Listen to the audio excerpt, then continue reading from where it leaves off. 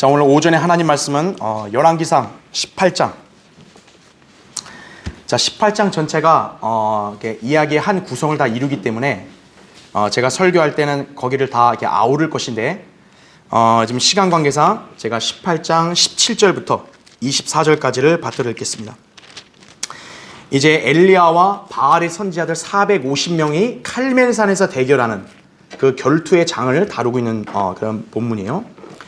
자, 17절 보시면 아합이 엘리야를 보자 그에게 말하기를 내가 이스라엘을 괴롭히는 그 사람이냐 하니 엘리야가 대답하기를 내가 이스라엘을 괴롭히는 것이 아니라 당신과 당신 아버지의 집이 한 것이니 즉 당신들이 주의 계명들을 버린 것과 당신이 바알들을 따른 것이니이다. 그러므로 이제 보내어 온 이스라엘을 칼멜산으로 내게 모으소서. 또 이세벨의 상에서 먹는 바알의 선지자 450명과 아세라들의 선지자 400명도 모으소서 하더라. 그리하여 아합이 이스라엘의 모든 자손에게 보내어 선지자들을 칼멜산으로 모으니라. 엘리야가 모든 백성에게 나아가 말하기를 너희가 얼마나 더 두 의견 사이에서 지체하려느냐. 주가 하나님이시면 그를 따르라. 그러나 만일 바알이면 그를 따르라 하니 백성이 그에게 한마디도 대답하지 아니하더라. 그러자 엘리야가 백성에게 말하기를 나 오직 나만이 주의 선지자로 남아도다. 그러나 바알의 선지자들은 450명이라. 그러므로 우리에게 수송아지 2마리를 가져오게 하되 그들로 그들을 위해서 수송아지 1마리를 택하여 각을 떠서 나무 위에 놓고 아래에 불은 놓지 말게 하라. 나도 다른 수송아지를 잡아 나무 위에 놓고 아래에 불은 놓지 않으리라. 그리고 너희는 너희 신들의 이름을 부르라. 나는 주의 이름을 부르리라. 불로 응답하시는 하나님, 그분이 하나님이시라 하니 모든 백성이 대답하여 말하기를 그 말이 옳도다 하더라. 이거죠. 여러분 어떻게 생각하세요? 하나님의 선지자 1명과 450명 대결이에요. 1대 450. 누가 이기죠? 사람들 입장에서는 이건 게임도 안 되는 그런 결투인데 하나님의 선지자가 이기잖아요. 그렇죠? 예. 오늘 여러분 이 시간을 통해서 엘리야의 이 강인하고 담대한 도전을 우리가 배워야 합니다. 자, 우리 말씀을 위해서 잠깐 기도하겠습니다. 사랑하신 아버지 하나님, 주일 오전 아름다운 예배로 모여 이렇게 영과 진리로 주님을 찬양하고 경배드릴 수 있도록 은총을 베풀어 주셔서 감사합니다. 방금 봉독한 말씀을 갖고 저는 이제 이 단에서 주님이 저에게 주신 말씀을 우리 성도들에게 그대로 전하고자 합니다. 어리석고 연약하게 이를 데 없는 주님, 저를 도구로 사용해 주십시오. 성령님께서 아무것도 아닌 제 안에 충만해 주시고 저의 입술을 주장해 주셔서 우리 성도들에게 이 준비케 하신 하나님의 말씀을 담대하고 능숙하게 잘 선포할 수 있도록 역사해 주십시오. 이 설교가 오늘 여기 듣는 회중들 또 유튜브로 듣는 그 시청자들에게도 동일한 은혜로 주님께서 역사해 주시고 이 설교 말씀이 이 회중들의 마음을 찌르고 도전을 주고 우리의 영적 자세가 더욱더 확고하게 잘 다져지는 그런 계기가 되게 해주시기를 원합니다. 마귀가 어떤 형태로든 이 시간을 틈타거나 방해하지 못하게 막아주시고 주님 홀로 영광받아 주십시오. 다시 오셔서 저희를 데려가 주실 주 예수 그리스도의 이름으로 기도드립니다. 아멘. 엘리야의 도전 이런 제목으로 이렇게 말씀을 드리겠습니다. 난세에는 영웅이 나타난다라는 격언이 있습니다. 중국의 소설 여러분 삼국지를 잘 아시죠? 거기에 등장하는 인물 조조가 젊었을 적에 하남성에 있던 허자장이라는 유명한 점쟁이를 만나 관상을 본 적이 있었습니다. 그때 허자장이란 이 점쟁이가 조조를 보고는 깨끗하고 평온한 시대에는 당신은 간적이 되겠지만 난세에는 당신은 영웅이 될 것이다 라고 이렇게 했던 말에서 이 격언이 유래한 것이에요. 물론 세상에서 전해져온 말을 절대 진리로 받아들이는 것은 무리가 있겠지만 난세에는 그만큼 세상을 구할 영웅을 필요로 한다는 점에서 충분히 공감할 만한 그런 격언인 것 같습니다. 제국의 흥망성쇠를 주관하시는 하나님께서 어떻게 하겠어요? 그 나라의 자비를 베푸신다면 멸망하는 나라를 좀 더 늦추실 수 있도록 영웅들을 보내시겠죠. 자, 성경에는 하나님께서 난세에 처한 이스라엘 국가의 타락과 멸망을 막고 다시금 회복할 수 있도록 적절한 영웅들을 보내셨던 기록들이 여러 군데 발견됩니다. 특히 이스라엘이 훨씬 악할수록 하나님께서는 그에 맞는 능력 있는 선지자들을 보내셔서 그 민족을 책망하고 하나님의 엄중한 능력을 나타내 보이셨습니다. 여러분, 선지자들, 특히 우리가 잘 아는 훌륭하고 유명한 선지자들은 주로 언제 활동했냐? 이스라엘 사회가 더 악했을 때, 그때도 활약을 한 거예요. 왜냐하면 하나님 말씀 잘 듣고 이러면 선지자가 가서 책망할 이유가 없죠. 그렇죠? 하나님 말씀을 안 들으니까 책망을 하러 가는 거죠, 선지자가. 하나님께서는 자신의 백성 이스라엘의 타락과 멸망을 늦출 수 있도록 기회를 주시고자 능력 있는 선지자들을 악한 이스라엘 사회에서는 활동하게 하셨습니다. 우리가 잘 아는 위대한 선지자 엘리야의 등장은 바로 그 점을 보여주고 있는 것입니다. 당시 북왕국 이스라엘은 바알 숭배를 들여와 민족 전체를 우상 숭배의 죄로 이끈 가장 사악한 왕인 아합이 치리하고 있었을 때였습니다. 자, 아합의 죄가 얼마나 극악했냐면요, 북왕국 이스라엘의 초대왕 여로보암이 금송아지를 만들어서 백성들을 하금 우상 숭배 죄를 짓게 했거든요. 근데 성경에서는 그런 여로보암의 죄가 아합의 죄에 비해서는 훨씬 가볍대요. 그럼 아합이 지은 죄가 얼마나 엄중한지를 잘 알겠죠. 이스라엘이 그 당시 영적으로 완전히 황폐화되고 비참해졌으면 두말할 필요도 없습니다. 그러나 하나님께서는 구약의 선지자들을 대표하는 능력 있는 일꾼인 엘리야를 일으키셔서 그 사악한 왕과 대결하게 하시고 이스라엘 백성에게 진리를 전하여 그들을 올바로 인도하게 하셨습니다. 주님은 사악한 왕과 또 악한 상태에 빠진 그 나라를 구해낼 영웅답게 능력 있고 담대하며 위대한 종인 엘리야를 들어 쓰신 것입니다. 엘리야는 구약의 선지자들을 대표하는 인물이죠. 그 인물이 바로 이스라엘의 가장 사악한 왕이 통치하고 이스라엘이 가장 악으로 치다를 그때 하나님이 등장하게 하시는 거예요. 그런 그가 아합에게 나타나서 바알의 선지자들을 모아 칼멜산에서 누구의 믿음이 옳은지를 대결해 보자고 도전장을 내밀고 있는 것입니다. 오늘 본문은 소위 칼멜산에서 믿음의 결투를 벌이자고 도전하는 엘리야의 모습을 서술하고 있습니다. 이스라엘의 주 하나님의 편에 선 사람은 엘리야 한 명인 반면 저 반대편에 바알의 진영에 서 있는 사람들은 선지자들만 450명이에요. 그리고 그 뒤에는 아방이 버티고 있죠. 게다가 그 결투 현장에 참관한 이스라엘 백성들 중에는요, 엘리야의 편에 서는 사람이 없어요. 또 바알의 편도 안 쓰고 그냥 관망만 해요. 인간의 안목으로 본다면 엘리야에게는 가망이 없어 보이는 게 당연했겠죠. 그러나 엘리야는 그의 아랑곳하지 않고 주 하나님의 편에 서서 담대하게 그들과 대결을 펼쳤습니다. 이 대결의 승자는 여러분 잘 아시다시피 엘리야죠. 그는 주 하나님만이 유일한 분이심을 강력하게 증거하면서 바알의 선지자들을 모두 죽였습니다. 그리고 당시에 이스라엘이 3년 동안 가뭄으로 고통받고 있는 중에 엘리야는 그 나라에 비를 내리게 함으로써 하나님의 능력을 나타내 보였던 것입니다. 선지자들이 450명이라는데 그 나라에 비도 못 내렸던 거예요. 바알의 선지자들은. 엘리야는 그 한 사람의 기도로 3년 6개월 동안 비가 안 오고요. 다시 기도하면서 비가 엄청나게 쏟아진 거예요. 어느 신이 과연 하나님이시죠?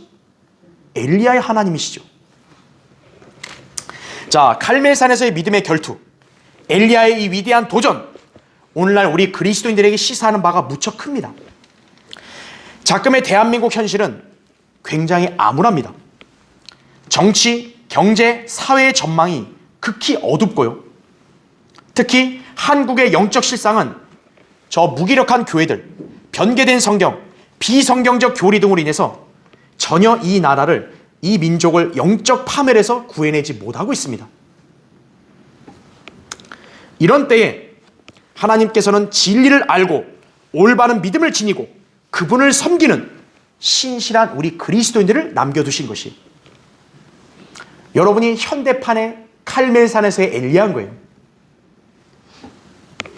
자, 땅의 죄과로 인해 그곳에 통치자들이 많아져도 그 나라는 명철과 지식이 있는 한 사람으로 인하여 오래가리라 이거죠.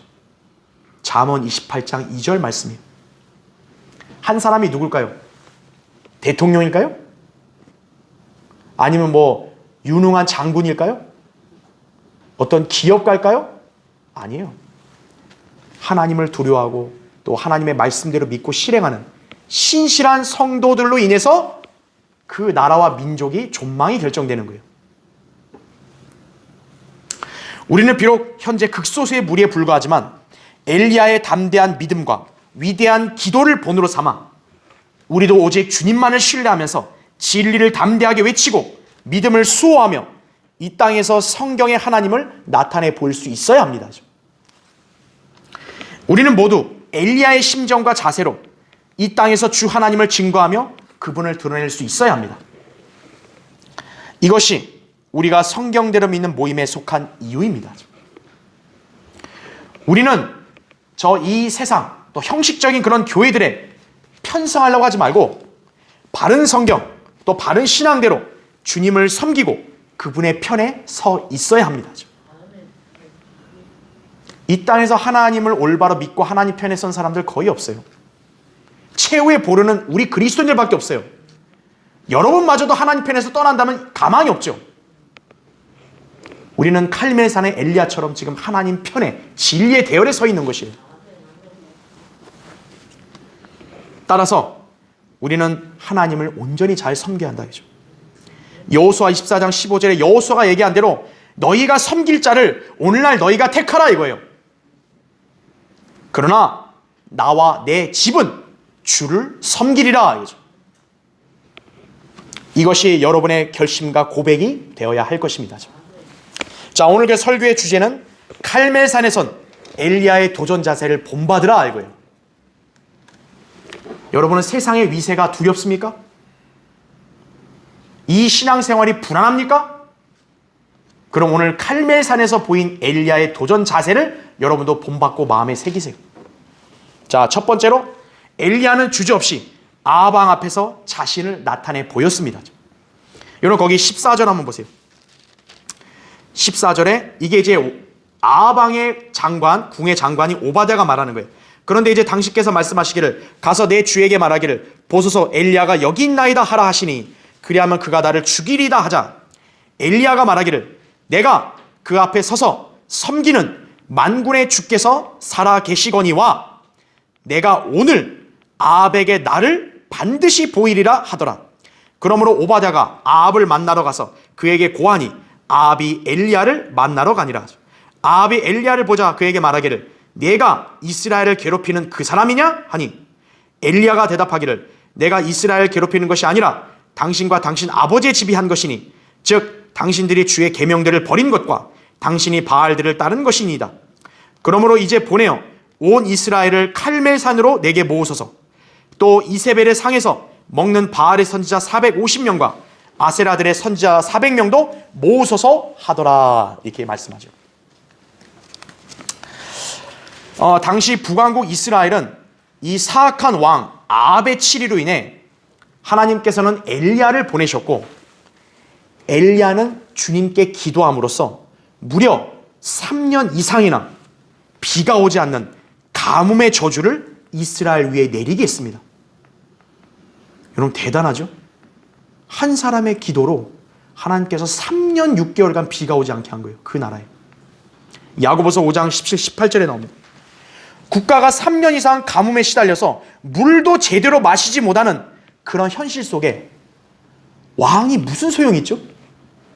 내가 왕이다. 무슨 소용이 있죠? 물도 하나 제대로 못 마시는데.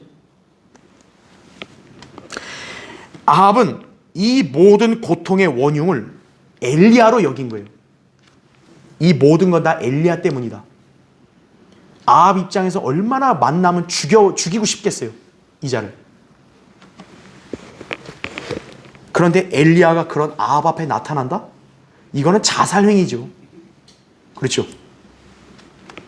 하지만 하나님께서는 여러 날 동안 엘리야를 부양하시며 인도하셨고, 마침내는 때가 되자 엘리야에게 가서 아합에게 보이라, 이렇게 명령을 하셨습니다. 열왕기상 18장 1절에. 그래서 엘리야는 주저없이 하나님의 명령에 순종하며 아합에게 자신을 드러내 보인 것입니다. 엘리야가 그냥 간 게 아니라 하나님 명령한 거예요. 이제 가라고, 아합한테. 먼저 궁의 장관 오바댜에게 엘리야가 여기 있나이다 라고 고할 것을 먼저 지시해요. 8절에서.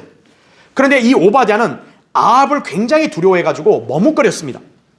그러자 엘리야는 단호하게 내가 그 앞에 서서 섬기는 만군의 주께서 살아 계시거니와 내가 오늘 아합에게 나를 반드시 보이리라, 이렇게 말함으로써 아합에게 자신을 보이기를 주저하지 않았습니다. 엘리야는 자신이 믿고 섬기는 주 하나님이 어떤 분이신지를 알았고 그분을 온전히 신뢰했기 때문에 죽음의 위협 앞에서도 이렇게 담대함을 보일 수 있었던 것입니다. 잠언 28장 1절에도 악인들은 쫓는 자가 없어도 도망치나 의로운 자들은 사자처럼 담대하니라, 이렇게 말씀하고 있는 거예요. 여러분, 하나님 앞에서 의인들이라는 걸 확신하세요? 그럼 여러분 사자처럼 담대해야 되는 거예요. 뭐가 무서워서 그렇게 꽁무니를 뺀다든지 왜 위축돼 있냐 이거죠. 그리스도인들은 비록 육신적으로는 연약하거나 어리석게 보일지 몰라도 이 세상 그 누구보다 담대한 하나님의 자녀들이요 그리스도의 군사들입니다. 우리는 자신의 구주이신 예수 그리스도께서 저 세상의 그 어떤 자보다 강하시고 위대하신 하나님이심을 믿는 자녀들입니다. 요한일서 4장 4절에 나오죠. 아무리 세상과 마귀가 우리를 위협하며 공격하여 온갖 박해와 환난에 처한다 할지라도 설사 우리가 죽음에 이를 정도로 극심한 압박과 고난에 처한다고 해도 전능하신 하나님께서 우리를 지키시고 돌보신다는 것을 믿는다면 우리는 전혀 두려워할 것이 없습니다. 여러분이 이 점을 믿는다면 위축되거나 두려움에 사로잡히지 않아야 하는 것이에요. 그런데 사실 상당수의 그리스도인들이 전혀 그리스도인다운 자세와 행보를 보이지 못한 채 여전히 두려워하는 영에 사로잡혀 있습니다. 디모데후서 1장 7절에 나온 대로. 그리고 세상 풍파와 마귀의 위협에 낙심하여 절망하는 모습을 보일 때가 빈번합니다. 왜 그렇죠? 보이지 않는 주님을 신뢰하고 바라보진 않은 채 눈에 보이는 것들만 계속 시선을 두기 때문이에요.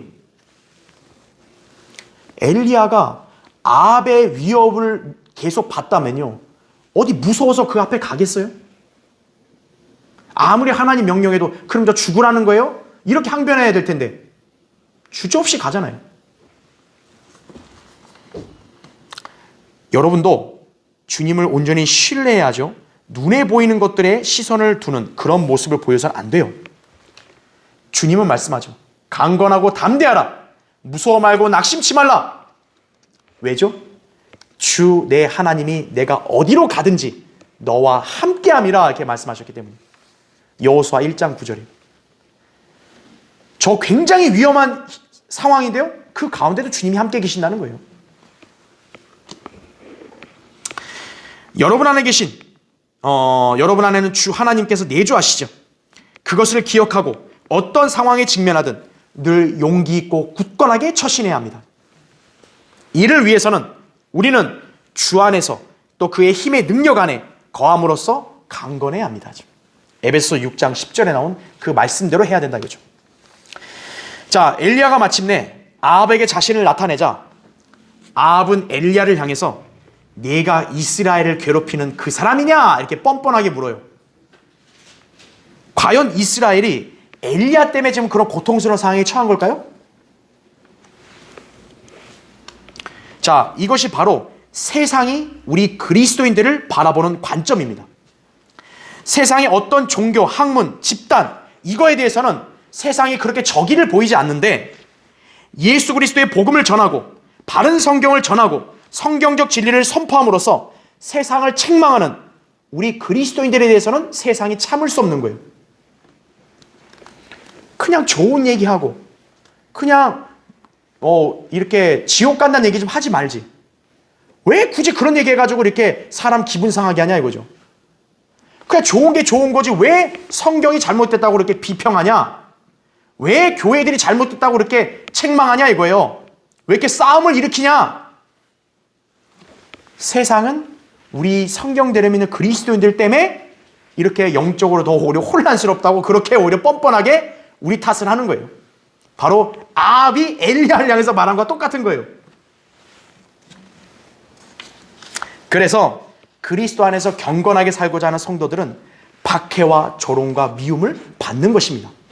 디모데후서 3장 12절, 요한복음 17장 14절에 나오고 있는 것이. 그러나 엘리야는 아합의 그 같은 거짓말에 내가 이스라엘을 괴롭히는 것이 아니라 당신과 당신 아버지의 집이 한 것이니 즉 당신들이 주의 계명들을 버린 것과 당신이 바알들을 따른 것이니다 라고 응수했습니다. 다시 말하면 가뭄의 고통은 누구 때문이라는 거예요? 당신이 바알을 숭배하니까 이렇게 된 거라고. 당당하게 진리를 얘기해야죠. 잘못된 걸 얘기해야죠. 그러면서 그는 아합에게 바알과 아세라 선지자들 850명을 칼멜산으로 모아서 누구의 믿음이 옳은지를 대결해 보자고 도전했습니다. 과연 이 고통이 내가 잘못해서인 건지 바알을 따르는 저 무리들로 인해 잘못된 건지 한번 대결해 보자. 이렇게 자신 있게 요청하는 것이. 이처럼 하나님의 사람은 어떤 상황에서도 진리를 담대하게 전할 수 있어야 합니다. 담대함은 지혜나 지식, 돈에서 나오는 거 아니에요. 여러분 돈 많다고 담대한 줄 아세요? 똑똑한 사람이 담대한 줄 아세요? 오히려 더 겁이 많아요. 그 사람들은. 하나님의 말씀에 대한 절대적인 믿음에서 나오는 거예요. 사도행전 4장 13절에 이렇게 나옵니다. 그때 그들이 베드로와 요한이 담대하게 말하는 것을 보자 배우지 못한 무식한 사람들로 알았다가 놀라며 그들이 예수와 함께 있었다는 사실을 깨닫더라 이거죠. 저 무식한 애들인 줄 알았는데 너무 담대한 거예요. 똑똑하다고 담대한 게 아니에요.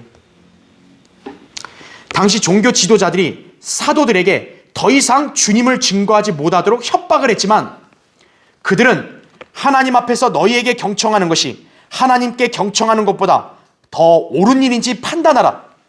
우리는 보고 들은 일들을 말하지 아니할 수 없노라. 이렇게 하면서 전혀 물러서지 않았습니다.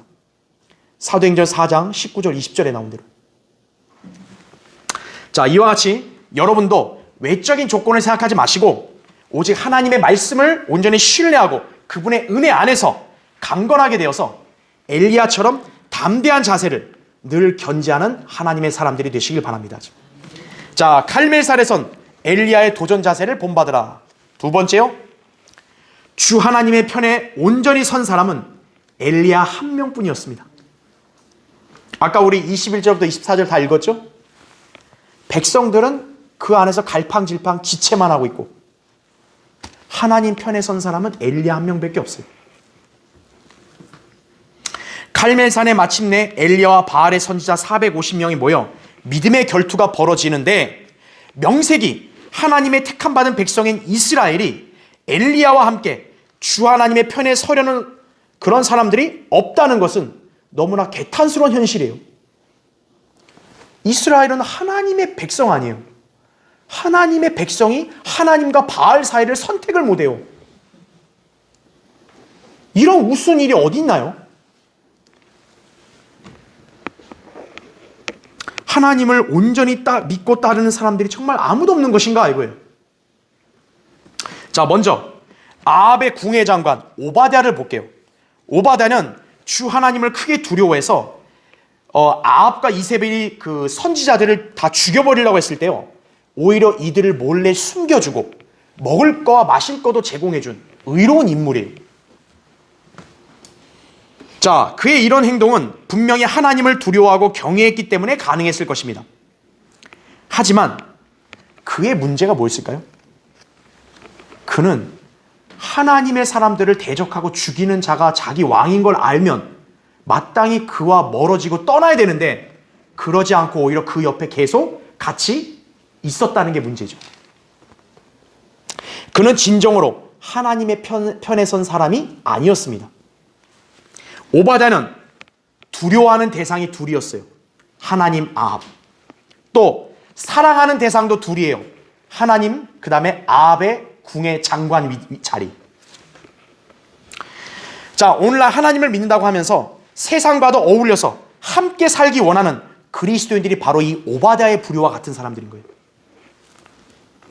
하나님을 믿고 섬기는 일이 옳다는 거 알아요. 그러나 세상에서의 그런 자리도 버리고 싶진 않아요. 사랑하는 게 두 개인 거죠. 자, 성경은 이런 자들을 향해서 세상의 친구가 되고자 하는 자는 하나님의 원수가 되느니라고 단호하게 말씀합니다. 야고보서 4장 4절에. 이런 사람들은 결코 진리의 대열에 들어오지 못함으로써 하나님의 편에 서지 못합니다. 구원받았다는 사람들도 의외로 많고, 또 한글 킹제임 성경을 알고 이 말씀이 옳다는 걸 인정하고 믿는다고 하는 사람들이 있음에도 정작 성경대로 믿는 대열로 온전히 들어오지 못하는 이유 중에 하나가 여기에 있는 것입니다. 또한 칼멜산에 모인 백성들, 엘리야의 하나님, 바알신 둘 중에 어느 쪽도 선택하지 않은 채 관망하고 있었습니다. 그러니까 엘리야가 오죽하면 너희가 얼마나 두 의견 사이에서 지체하려느냐, 주가 하나님이시면 그를 따르라, 아니면 바알을 따르라, 그렇게 종용했던 것입니다. 아니, 자기 자신이 그 선택을 못해요? 그런데 인간들의 심리가 바로 그런 거예요. 백성들은 엘리야의 이런 핀잔을 들었음에도 불구하고 그에게 한마디도 대답하지 않았다고 21절에 나와요. 그걸 들었으면 알겠습니다, 선택했습니다, 그래야 되는데 그것도 안 하고 뭐예요? 대답 안 해요. 그냥 지켜보자 이거죠. 어디가 옳은가. 그들이 믿음이 부족했든지 또 추위를 관망하면서 유리한 쪽에 붙으려고 눈치 계산을 했든지 간에 그들 역시도 엘리야의 편에 서지 않았던 것입니다. 성경은 이런 자들을 향해 다음과 같이 경고합니다. 계시록 3장 15절 16절에 내가 내 행위를 아노니 내가 차지도 아니하고 덮지도 아니하도다. 나는 내가 차든지 덮든지 하기를 원하노라. 내가 그처럼 미지근하여 차지도 아니하고 덮지도 아니하기 때문에 내가 너를 내 입에서 토해 내겠노라. 이렇게 말씀하고 있어요. 이게 라오디케아 마지막 교회 시대의 특징이에요. 이게. 믿으려면 제대로 믿어야 되는데 이거는 믿는 것도 아니고, 그럼 안 믿는 거냐? 또 안 믿는 것도 아니고, 미지근한 사람이에요. 하나님은 어정쩡한 태도를 보이는 자들을 무척 싫어하십니다. 성경은 믿음과 섬김의 대상을 분명히 정하라고 우리에게 촉구하고 있습니다. 여호수아 24장 14절 15절에 이렇게 나와요. 여러분 잘 들어보세요. 그러므로 이제 주를 두려워하고 성실과 진리로 그분을 섬기라. 오늘날로 보면 영과 진리로 하나님께 경배드리고 섬기라, 이 말이에요. 너희 조상들이 하수 저편과 이집트에서 섬겼던 신들을 버리고 너희는 주를 섬기라. 만일 주를 섬기는 것이 너희에게 악하게 보이거든 하수 건너편에서 너희 조상이 섬기던 신들이거나 너희가 거하는 땅의 아모리인의 신들이든 간에 너희가 섬길 자를 오늘날 너희가 택하라. 이렇게 말씀하고 있어요. 여호수아가 촉구하는 거예요. 왜 어정쩡하게 있냐? 하나님을 섬기려면 제대로 섬기고, 싫으면 저 그냥 이방 이교도를 신 섬겨라. 이렇게 결단을 촉구하는 것이죠. 자, 여러분도 하나님 편에 서 있으려면요, 진리의 말씀을 믿고 이 대열에서 신실하게 주님을 섬기며 따라야 한다 이거죠. 그게 하나님의 편에 온전히 선 사람이에요. 그냥 형식적으로 그냥 이렇게 하나님 이름 부르고 예배 드리고 이게 중요한 게 아니에요. 하나님 편에 온전히 서려면 하나님 말씀대로 그대로 행하고 또 그 말씀대로 주님을 섬겨야죠. 제가 성경대를 믿는 교회에 처음 나올 때요. 저희 부친이 인도에서 저희 부친이 있었죠. 근데 저보다 더 먼저 나왔던 저희 이제 아버지가 체육관 관장이니까 제자가 한 명 있었고요. 그리고 여주에서 성경 공부를 그 이후에 계속 하면서 또 합류한 또 한 명의 제자가 있어요. 그러니까 저희 아버지와 저까지 합쳐서 총 4사람이 여주에서 진리를 알게 돼가지고 음성에 그 당시 성경 침례교를 나가서 예배드리고 주님을 섬긴 거예요. 자, 4사람이 진리의 대열에 들어와서 하나님 편에 선 거죠. 당시 저는 뭐 영적으로 굉장히 연약했고 어리석었기 때문에 아무것도 몰라도 한 가지만은 확실했어요. 내가 다른 건 몰라도 이 성경 그리고 성경대를 믿는 교회에서의 믿음 생활 이거는 옳은 거다. 나는 이 한 가지만 확신하고 밀어붙인 거예요. 그러니까 지식이 많다고 해서 하나님 무조건 잘 따르고 믿고 그게 아니에요. 마음이 중요한 거예요. 나는 그 마음만 갖고 합류한 거예요. 아무것도 가진 것도 없이. 그냥 부친과 함께. 그래도 이렇게 그 제자들 2명이 같이 오니까 얼마나 힘이 났겠어요. 자, 그러면 과연 그 사람들이 지금 하나님 편에 온전히 서 있는 것입니까? 어느 순간 마귀의 공격을 받아서요. 한 사람은 그리스도인 생활에 적응하지 못한 채 떠나버렸어요. 또 한 사람은 군복무하는 도중 예전 고향에 있던 그 상근 예비역으로 군복무하러 갔거든요. 그렇게 가고 나서 다시는 안 와요. 2사람이 하나님 편에서 떠나버린 거죠. 물론 저의 부친과 저는 그래도 하나님 편에 남아 있었어요.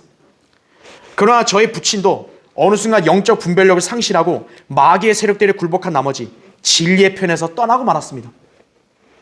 결국 남는 건 저 혼자 남은 거예요. 엘리야도 혼자잖아요. 그때 당시에 나 혼자였어요. 저는 당시 생활 형편도 어려웠고 부모에게 의존하지 않으면 안 되는 상황이었어요. 게다가 저희 부모님들은 이 교회에서 나와야 됨을 은연중에 이렇게 압력을 행사하기도 했다고요. 제가 무슨 힘이 있죠? 성경적 지식과 믿음? 부족한데 어떻게 견딜 수 있죠? 그렇지만 저는 다른 건 몰라도 성경대로 믿는 대열에 굳게 서 있는 것이야말로 하나님 편에 선 것이라는 사실은 제가 알았고 확실했어요. 다른 내 주변의 상황이 어떻게 변한다 할지라도 내가 하나님의 편에는 온전히 서 있어야 된다. 그 한 가지 마음만 확실히 갖고 있었던 거예요. 그래서 힘들어도 주님만을 바라본 거예요. 다른 걸 바라보면 낙심할 수밖에 없어요. 주님만을 바라보는 거예요. 그리고 이 자리를 지켰던 것입니다. 자, 시간이 흘러서 결국 누가 올바른 선택을 했죠? 그 3사람들과 저 중에 누가 올바른 선택을 했죠? 여러분은 답을 다 아시죠, 그렇죠? 갈멜산에선 주 하나님의 편에는 엘리야만 서 있었습니다. 인간적인 안목으로 보면 엘리야의 도전은 무모하고 승산이 없는 싸움이라고 볼 것입니다. 하지만 성경 교회사를 살펴보면 하나님의 편에는 다수가 있었던 적이 없었어요. 늘 하나님의 편은 소수만이 남아 있었습니다. 왜냐하면 마태복음 7장 13절 14절에 따라 멸망으로 인도하는 문은 넓고 그 길이 광대하여 그리로 들어가는 사람이 많으나 생명으로 인도하는 문은 좁고 그 길이 협소하여 그것을 찾는 자가 적기 때문입니다. 이게 영적 원리예요, 이게. 성경대로 믿는 그리스도인들이 왜 소수입니까? 그 이유가 바로 여기 있는 거예요. 생명으로 인도하는 문은 좁고 협소하니까요. 성경대로 믿고 실행하는 것은 그만큼 이렇게 넓고 이렇게 널널하게 할 수 있는 게 아니니까요. 하나님 편에 서 있는 것은 그렇게 쉬운 게 아니니까요. 그러니까 소수만 있는 거예요. 그럼 주님은 숫자 때문에 낙담하실까요? 우리 성경대로 믿는 교회 사람이 아이고 이거밖에 없네. 하나님 낙담하실까요? 하나님은 숫자로 일하지 않으십니다. 그렇기 때문에 우리도 조건을 보지 말고 오직 하나님 말씀을 통해 주님만을 바라보고 이 말씀대로 섬김으로써 그분의 편에 온전히 서 있어야 합니다. 왜냐하면 우리의 믿음의 대상, 섬김, 실행이 옳다는 것을 성경이 증명해주고 있기 때문이에요. 숫자보다 더 센 건 뭐예요? 진리죠. 그렇죠? 네. 자, 갈멜산에선 엘리야의 도전 자세를 본받으라. 세 번째요, 엘리야는 믿음의 기도를 통해 위대한 승리를 쟁취했습니다. 자, 그럼 거기 36절 보세요. 36절에 먼저 이제 이 사람들이 막 온갖 기도를 하고 온갖 별짓을 다 했는데 그 재물에 전혀 불이 안 내려오죠. 아무 일도 안 일어났죠. 자, 이제 엘리야가 기도합니다. 36절, 저녁 희생제의 제물을 드릴 때가 되자 선지자 엘리야가 가까이 나아가 말하기를 아브라함과 이삭과 이스라엘의 주 하나님이여, 주께서 이스라엘의 하나님 되신 것과 내가 주의 종인 것과 내가 이 모든 것을 주의 말씀대로 행하였다는 것이 오늘 알려지게 하소서. 내게 들으소서. 오 주여, 내게 들으시어 이 백성으로 주께서 주 하나님이신 것을 알게 하시고 주께서 그들의 마음을 다시 돌이키신 것을 알게 하소서 하더라. 그때 주의 불이 내려서 번제물과 나무와 돌들과 흙을 태우고 도랑에 있는 물을 핥아버리는지라. 모든 백성이 그것을 보자 엎드리며 말하기를 주 그분은 하나님이시도다, 주 그분은 하나님이시도다 하더라죠. 엘리야가 그들에게 말하기를 바알의 선지자들 붙잡아 그들 중 하나도 도망하지 못하게 하라 하자 백성이 그들을 붙잡으니 엘리야가 그들을 키손 시내로 끌고 내려가 거기서 그들을 죽이니라 이거죠. 한 명이 450명을 다 죽인 거예요. 하나님의 선지자 대 바알의 선지자의 대결은 예상외로 싱겁게 끝났습니다. 이것은 당연한 결과입니다. 왜냐하면 인간이 믿고 섬기며 경배드려야 할 능력 있으신 분은 오직 주 하나님뿐이시기 때문이에요. 하나님 외에 다른 신들 애초에 존재하지도 않아요. 바알? 부처? 공자? 마하메트? 없어요. 이사야 45장 20절에 이렇게 나옵니다. 민족들에서 도피한 너희는 스스로 모여서 오라. 함께 다가오라.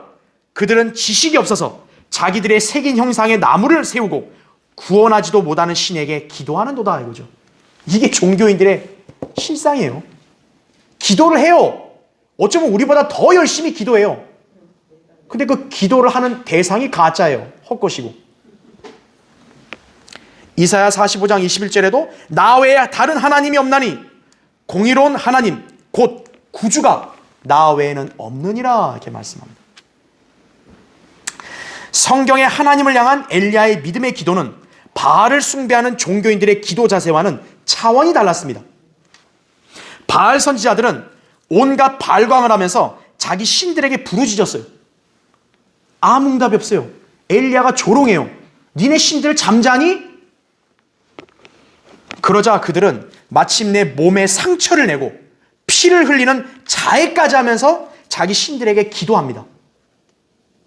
여러분 비정상 같아 보이잖아요.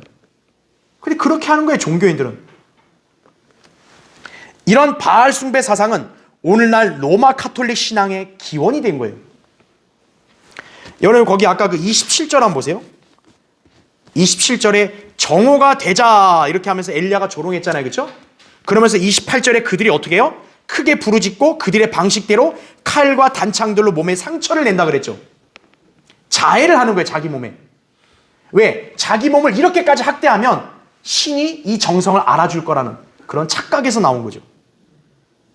근데 어느 시간에 해요 이거를? 정오. 오늘날 로마 카톨릭이 미사를 행하는 시간과 일치하다고요. 그리고 그들의 자해 행위는 카톨릭 국가들에서 행하는 온갖 고행을 연상하게 해요. 실제로 보면은 필리핀에 있는 어떤 사람들은요 자신을 채찍질해요. 그리고 자기가 십자가를 지고 가요. 막 고통을 함께 한다고. 그리고 스페인에 있는 어떤 사람들은 무릎으로 계단을 기어 올라요. 아 이러면 하느님이 알아주겠지.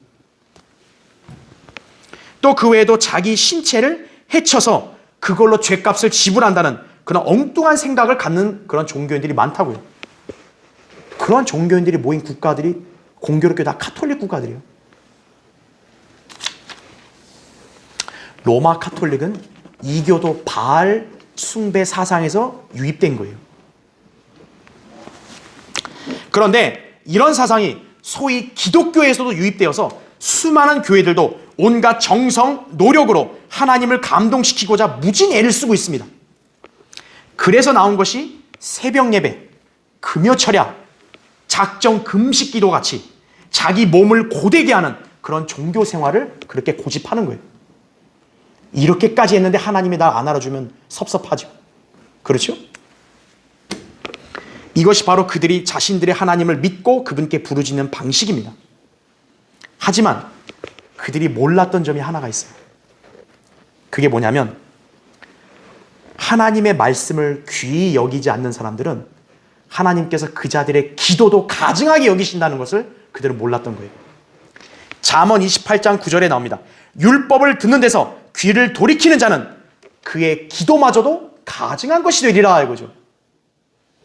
하나님의 말씀을 존중하지 않으면요, 그 사람이 아무리 고상하게 기도한다 해도 하나님이 가증히 여기신다는 거예요.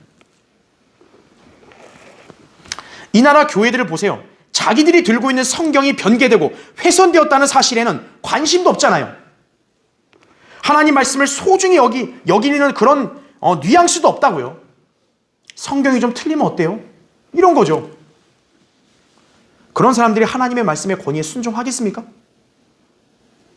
성경은 이런 사람들에 대해서 경건의 모양만 있을 뿐이라고 말해요. 경건의 능력은 없는 사람들이에요. 디모데후서 3장 5절이에요. 그래서 엘리야와 같이 그런 믿음의 기도를 응답을 받지를 못해요, 그 사람들은. 자, 왜 하나님께서는 엘리야의 기도에 즉시 응답하신 것입니까? 엘리야는 이 일을 통해 자신이 하나님의 종이었음이 입증되어 주님을 드높일 뿐만 아니라 아까 우리 읽었던 대로 이 모든 것을 주의 말씀대로 행하였기 때문이에요. 말하자면 엘리야는 단순한 객기, 어떤 자기 지혜로 이 일을 한 게 아니라 하나님의 말씀대로 실행했던 것입니다. 이것이 바로 엘리야의 믿음의 기도가 응답받은 이유예요. 기도는 자기 유익을 위해서 하는 것이 아니에요. 하나님의 뜻에 내가 순종할 것을 전제로 해서 그분을 기쁘시게 하고 그분을 영화롭게 해드리겠다는 그 목적으로 하나님께 간구하는 것이에요. 이를 위해서 성도가 하나님의 말씀을 잘 준행해야만 자기 생애에 하나님께 어떤 기도를 드려도 하나님께서 그 기도를 기쁘게 응답해 주신다는 것이. 여러분 한번 찾아볼까요? 요한일서 3장 거기 21절 22절 보세요. 여러분의 생애에서도 정말 위대한 믿음의 기도를 통해 응답받고 싶다 이거예요. 여러분 정말 기도의 응답을 놀랍게 받고 싶다면 하나님이 제시한 이 방식대로 하세요. 거기 요한일서 3장 21절 22절 보십시오. 사랑하는 자들아, 사랑하는 자들이라는 건 바로 우리 성도들이겠죠? 만일 우리 마음이 우리를 정죄하지 아니하면 우리가 하나님 앞에서 담대함을 얻고, 자 22절 잘 보세요. 무엇이든지 구하는 것을 그에게서 받나니 이는 우리가 그의 계명들을 지키고 그의 목전에 기쁨이 되는 일들을 행함이라 이렇게 말씀하죠. 하나님의 말씀을 지키고 하나님을 목전에서 그분을 기쁘시게 해드려 보세요. 그럼 여러분은 무엇이든지 구하는 것을 다 응답받는다는 것이에요. 왜 엘리야의 기도가 응답받은 거죠? 하늘에서 불을 내려오게 했잖아요. 그 기도가 어떻게 응답받은 거죠? 하나님의 말씀대로 그대로 행하였기 때문에 그런 거예요. 그것이 하나님을 기쁘시게 했기 때문에 하나님께서는 엘리야의 그 위대한 기도를 기꺼이 응답하신 거예요. 바알의 선지자 450명이 별짓을 해도 아무 일 없었던 데 반해 엘리야 한 명의 믿음의 기도는 즉시 응답되어 주의 불이 하늘에서 내려와 엘리야의 번제물을 살라버린 것입니다. 450명 기도했을 때는 불 한시도 안 내려왔는데 엘리야의 믿음의 기도 딱 한마디 기도가 그냥 하늘에서 불을 내려오겠죠. 이 광경을 본 백성들은 그때서야 주 그분은 하나님이시다. 주 그분은 하나님이시다. 이제서야 하나님 편에 서려고 하는 거예요. 딱하죠? 그래 엘리야는 그 바알의 선지자들을 모조리 잡아 죽여버렸습니다. 결국요 엘리야가 아까 37절에 이렇게 기도했거든요. 오 주여 내게 들으시어 이 백성으로 주께서 주 하나님이신 것을 알게 하시고 주께서 그들의 마음을 다시 돌이키신 것을 알게 하소서. 이렇게 기도했잖아요. 응답 그대로 됐어요 안 됐어요? 즉시 돼버렸죠. 역사에 남을 엘리야의 짜릿하고 통쾌한 승리였어요. 이런 능력이 어디서 나왔을까요? 엘리야의 믿음의 기도에서 나온 것입니다. 자, 우리 그리스도인들 이 세상을 이길 수 있는 힘 우리도 역시 얻을 수 있을까 없을까요? 얻을 수 있습니다. 세상을 이기는 힘은 어디서 나올까요? 우리의 믿음에서 나오는 것이에요.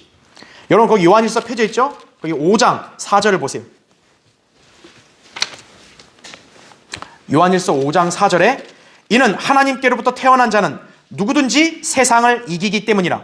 세상을 이기는 승리는 이것이니 곧 뭐라 합니까? 우리의 믿음이라 이거죠. 여러분 믿으십니까? 예. 자, 무엇에 대한 믿음일까요? 그냥 믿어요, 믿어요, 믿어요 이러면 되나요? 우리의 구주이신 예수 그리스도께서 신실하신 분이고 위대하신 분이고, 그렇죠? 또 하나님의 말씀은 절대 진리이고 최종 권위라는 걸 믿어야죠. 그리고 하나님께서 나의 기도를 응답해 주신다는 약속도 믿어야죠. 그리고 궁극적으로는 주님이 다시 오실 거라는 재림의 소망도 믿는 것이죠. 한마디로 성경에 기록된 하나님 말씀대로 믿고 실행하는 성도만이 위대한 기도의 응답을 받아 승리하는 삶을 영위할 수 있고 하나님을 영화롭게 해드릴 수 있다는 것입니다. 이 점을 여러분이 믿고 실행한다면 세상 그 누가 두려워요? 저기 사람 많은 게 두렵나요? 부럽나요? 야, 저 사람 저렇게 큰 교회 다녀서 부럽다 이거예요? 그럴 이유가 없죠. 우리에게는 가장 절대적인 무기, 바로 믿음의 기도가 있다는 것을 여러분 아시고 이 기도의 생활을 통해서 항상 그리스도 안에서 승리하고 풍성한 삶을 향유하시길 바랍니다. 자, 결론을 맺겠습니다.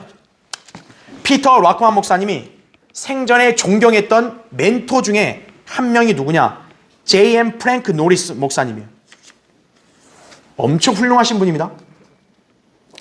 노리스 목사는 당시 미국의 침례 교도들 가운데 가장 영향력 있는 목사였어요. 그분을 뭐라고 불렀냐? 텍사스의 토네이도라 부른 거예요. 이분이 한번 설교하고 지나가면 완전 초토화되는 거예요, 세상이 그냥. 부드럽고 낭낭하게 말씀 전한 분이 아니라 죄에 대해서는 아주 강력하게 책망하신 거예요. 불의를 타협하지 않으시는 거예요. 그러니까 세상이 이 노리스를 싫어하는 거예요. 특히 노리스 목사는요, 비성경적인 연합에 대해서는요 일절 타협하지 않고 강력하게 책망한 것이 당시 미국의 침례교회들, 특히 남침례교회가 지금 배교가 확산되려고 할 쯤이었어요. 근데 하나님은 J.M. 프랭크 노리스 그 목사님을 써서 미국의 남침례교 그 변질을요 그나마 늦추신 거예요. 자, 한 번은요 그러니까 남침례 교단이 목사들이 좋아하겠어요, 싫어하겠어요? 싫어하죠. 남침례 그 교단의 가장 큰 교회들 담임하는 목사 4명이 이 노리스 목사를 찾아와가지고 협박을 하면서요, 만일 당신이 우리와 계속 싸우면 당신을 끝장낼 거라고, 그리고 결국 당신은 아무도 알아주지 않고 기억되지도 않는 그런 사람이 될 거라고 이렇게 협박을 한 거예요. 가장 큰 교회 목사들이 와서 협박을 한 거예요. 여러분 같으면 어떤 생각 들겠어요? 자, 이 노리스 목사님은 이렇게 응수한 거예요. 그래? 어쩌면 당신들이 맞을지도 모르지. 사람들이 내 머리를 잘라서 정말로 내가 무명인으로 죽는다면 아무도 나를 알아주지 않고 기억하지도 않을 수 있겠지. 그러나 이 땅꼬마들아, 아무리 너희들이 내 머리를 잘라 광주리에 담는다 해도 사람들은 내가 최소한 남자로 살다가 죽었다는 사실을 똑똑히 알게 될 것이다 이거죠. 땅꼬마들아 이거죠. 예. 담대한 믿음의 용사였다고요. 그렇죠. 진리의 편에 서신 분이에요. 자, 엘리야도, 여러분 엘리야는 하나님인가요? 엘리야는 하나님이 아니에요. 야고보서 5장 17절에 보면 우리와 같은 성정을 지닌 보통 인간이에요. 엘리야도. 그러나 그는 자신이 믿고 섬기는 주 하나님을 알고 그분을 전적으로 신뢰했던 선지자였습니다. 그래서 하나님께서는 그의 기도를 응답하셔서 3년 6개월 동안 이스라엘 땅에 비가 내리지 않게 한 거예요. 이런 능력과 도우심을 받은 선지자가 무엇이 두렵겠어요? 그런 엘리야가 이 시대를 살고 있는 우리 그리스도인들에게 경종을 울리는 도전을 주는 거예요. 누구를 바라보거나 누구를 두려워하지 말고 오직 주 하나님을 믿고 그분 편에 서서 담대하게 싸워 승리하라고 말입니다. 현재 우리가 살고 있는 이 시대, 엘리야의 때와 같이 혼탁하고 배교가 만연하고 세상이 점점 악으로 치닫고 있는 그런 상황이에요. 그리고 하나님을 믿는다고 하면서도 정작 성경대로 믿고 진리의 편 사람들은 극소수예요. 오히려 세상에 속한 교회들은요, 우리를 더 이상하게 몰아세우고 이단이라고 우리를 비방한다고요. 자, 우리가 그런 거에 위축돼서야 되겠습니까? 주님께서 저렇게 숫자만 많은, 무늬만 그런 교회들을 원하실까요? 주님께서는 이 시대에 하나님 편에 서서 진리를 수호하는 성도들을 찾으십니다. 그들이 바로 우리 성경대로 믿는 그리스도인들이에요.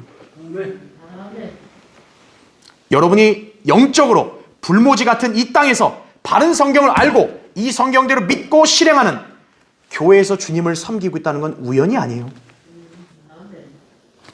하나님의 인도하심이에요. 주님은 이 마지막 때 진정한 성경적 기독교 신앙이 무엇인지를 하나님은 우리를 통해서 세상에 본을 제시해 주는 거예요. 여러분은 바로 그 목적으로 부르심 받아 이렇게 모여서 주님을 섬기고 있는 것임을 알아야 합니다. 자, 우리는 엘리야가 보여준 도전에 찔림을 받고 언제든지 영적으로 서서 싸워야 됩니다. 도망가거나 겁먹거나 낙담하거나 그러지 마세요. 세상과 마귀가 아무리 우리를 위협한다 할지라도 우리 안에는 주님이 계세요. 그래서 늘 담대하게 맞서서 주님이 나를 돌보신다, 나를 지키신다는 믿음을 굳게 붙들고 진리의 말씀대로 주님을 섬기고 또 그분을 증거하고 항상 믿음의 기도로 주님의 도우심을 받아 승리하는 삶을 살기를 바랍니다. 그래서 디모데전서 6장 12절에 나온 대로 믿음의 선한 싸움을 싸우라, 영원한 생명을 붙잡으라, 이를 위하여 내가 또한 부르심을 받았고 많은 증인들 앞에서 선한 고백으로 고백하였느니라. 여러분도 이러한 고백을 하는 삶이 되시길 바랍니다. 자, 기도하겠습니다.